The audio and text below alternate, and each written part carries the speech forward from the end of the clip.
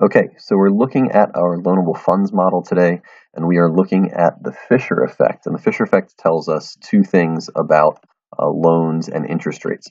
The first is that Fisher is really where we get this idea that real interest rates are nominal interest rates minus inflation. And the second thing we learn from Fisher is that real interest rates are more important than nominal interest rates in the loanable funds model. But what we're really going to do is try and prove why we want to use real interest rates. In order to prove that real interest rates are more valuable, we're actually going to begin by using nominal interest rates in this model, which is not how a loanable funds model normally looks. So let's get moving. In question number 2 here, we've got to assume that the real rate being demanded and supplied in the model is 3% and that lenders and borrowers are both expecting 2% inflation. Well, what we know is that nominal rates equal real rates plus inflation levels. So we can say that with a 2% inflation expectation plus a 3% demand by borrowers and lenders for interest, that the nominal rate that is going to exist in this market is going to be 5%. So we can come over into this market and label our real interest rate at 5%. But this 5% rate, because it is nominal, is now going to change, or rather the real return on this nominal rate is going to change as inflation changes. And so we begin to reverse this equation. We can flip our nominal equals real plus inflation to learn that real rates, of course, are equal to nominal rates minus inflation. Again, the only thing we're doing here is taking our equation on the left and reworking it to talk about what real rates will be as these loans are paid back.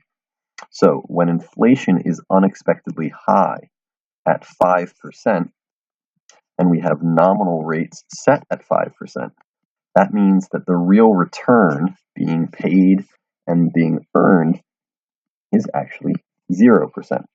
And this becomes the key factor that we want to look at.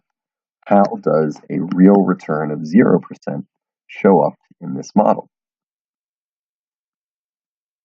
So, first, if you are a saver, then a decrease in your real return or your real interest rate will lead you to save less money. Nobody wants to save money if they're not going to get any money back for it. The decrease in savings will decrease the supply in loanable funds, and so we can move our loanable funds supply curve to the left, and S2 will be to the left of our original supply of loanable funds. Simultaneously, a decrease in real interest rates will lead to an increase in borrowing, because borrowers will see that this high inflation rate is in fact making their borrowing very cheap. People want to borrow more money, which increases the demand for loanable funds.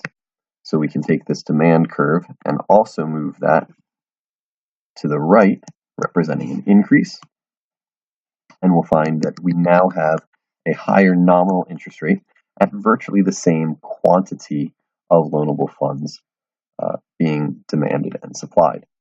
And so we have R2 up here. And now the ultimate question becomes, what is this new equilibrium nominal rate going to be? Well, the answer is as simple as coming back to the lesson that we learned over the course of this past loan. When we expected 2% inflation, we wound up with a wrong expectation. And so we're going to change our expectation to be 5% inflation. So we're going to add 3% to our nominal rate to make up for inflation. And our new nominal rate will, of course, be 8%. But going back to real rates equal nominal minus inflation, if our nominal rate is now 8%, and our inflation rate is now 5% as we've adjusted, then our real rate returns to its original level from the beginning of this problem at 3%. And that's what Fisher ultimately tells us. In the long run, nominal rates will adjust to meet inflation expectations and leave the real rate unchanged. Inflation rates have no effect on real interest rates in the long run.